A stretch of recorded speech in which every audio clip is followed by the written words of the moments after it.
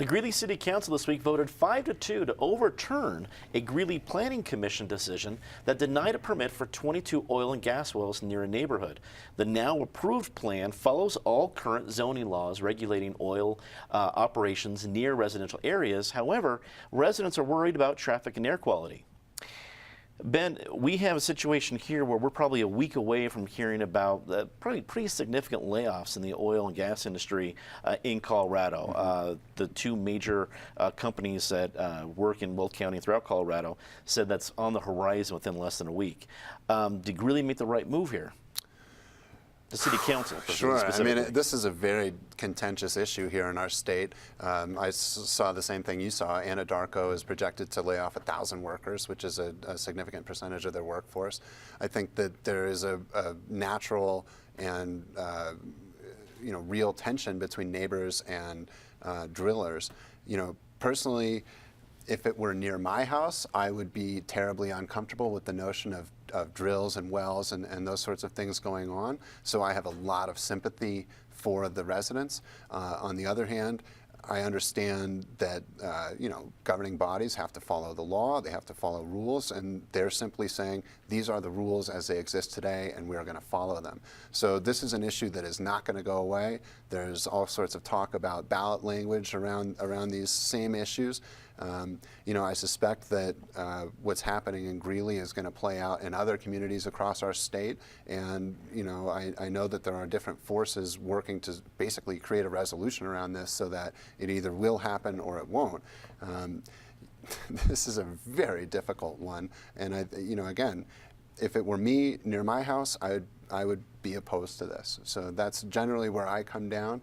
Certainly we are a big oil and gas state, and we need to have those things going on to support our economy. So it's just going to continue to be extremely contentious, and I think as soon as we can really identify what the actual environmental impacts are, what the actual health impacts are for nearby residents, that's when we can make a real determination about whether this kind of drilling should go on or not.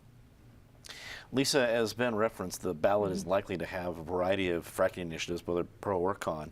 Do you think this situation becomes fuel for the fire for either side? I'm sorry? Does this situation in Greeley now become somewhat of a poster child for folks who are going to be putting fracking issues in the ballot? I think it probably does, because it's asking, it's pitting people who, not pitting, but it's like having people talk about property rights on one side and sort of the commons, right, like water and air, and their own property values against people's mineral rights to some degree.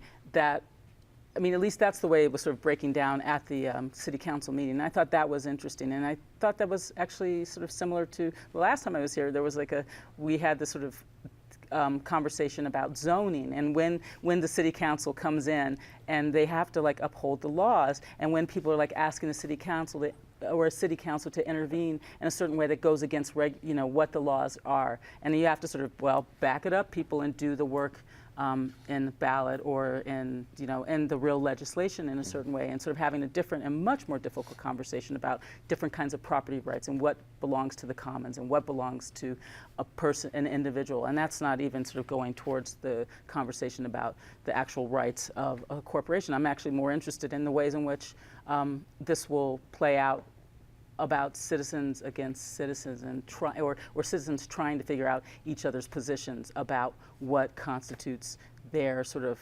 rights to clean air, clean water, and their own sort of land. Patty, Greeley's in the middle of Will County, which is ground zero for the oil and gas industry in Colorado. So was this overturning of a decision all that surprising? No, I don't think it was that surprising, especially given Greeley's land rules. But Greeley has really enjoyed, and Will County have enjoyed the boom.